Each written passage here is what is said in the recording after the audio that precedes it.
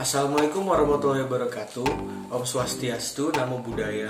Perkenalkan, nama saya adalah Gandhi Syakri Ibrahim dengan nomor induk mahasiswa 666-219-0193. Nah, kawan-kawan, saya di sini ingin memperkenalkan tentang komunikasi antar pribadi kepada teman-teman semua. Silahkan teman-teman semua memperhatikan video cuplikan berikut.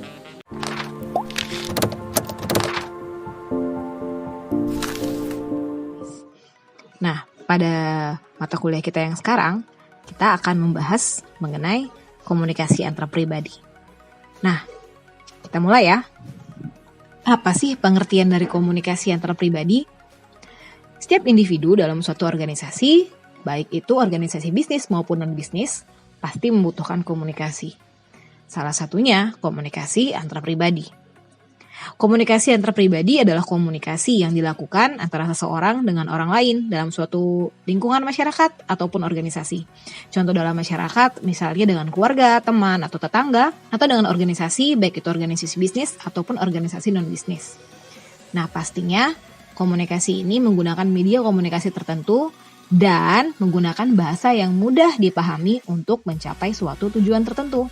Umumnya komunikasi antar pribadi ini menggunakan bahasa-bahasa yang mungkin lebih akrab atau mungkin lebih informal. Ada 4 hal penting yang perlu diperhatikan dalam komunikasi antar pribadi. Yang pertama, komunikasi dilakukan oleh 2 orang, antara individu satu dengan individu yang satunya. Yang kedua, menggunakan media tertentu, seperti bertatapan muka langsung atau menggunakan telepon atau handphone. Yang ketiga, bahasa yang digunakan bersifat informal atau tidak baku. Dapat menggunakan bahasa daerah, bahasa pergaulan, atau bahasa campuran. Yang terpenting adalah bagaimana komunikasi dapat dipahami sepenuhnya. Yang keempat, tujuan yang ingin dicapai bersifat personal. Nah, kalau misalnya dalam suatu masyarakat, mungkin seperti pembicaraan antara ibu dan anak mengenai nasihat dan lain-lain. Atau curhatan antara teman. Sedangkan seperti tujuan yang bersifat dalam pelaksanaan tugas dalam suatu organisasi, misal antara staf dan manajer dalam memberikan arahan yang mungkin lebih bersifat personal atau lebih akrab bahasanya. Setiap komunikasi itu pasti ada tujuannya, begitu juga dengan komunikasi antar pribadi. Tujuan dari komunikasi antar pribadi adalah, yang pertama, menyampaikan informasi.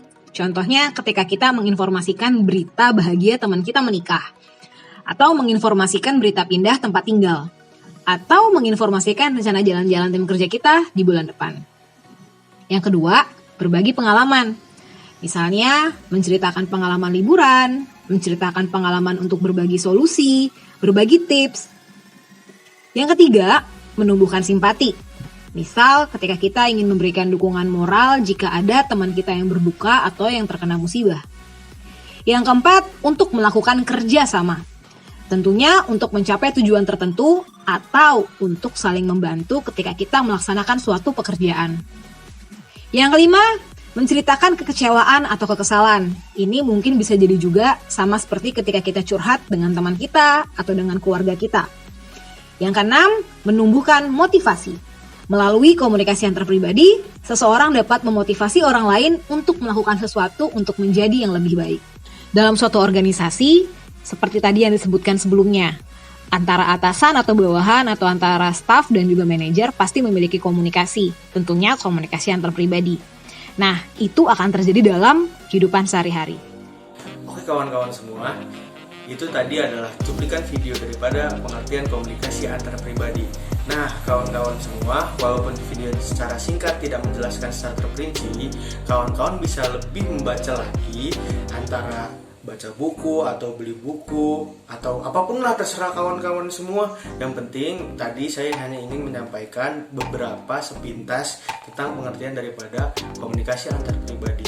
Kurang lebihnya mohon maaf. Saya Gandhi Syakri Ibrahim undur diri. Wassalamualaikum warahmatullahi wabarakatuh.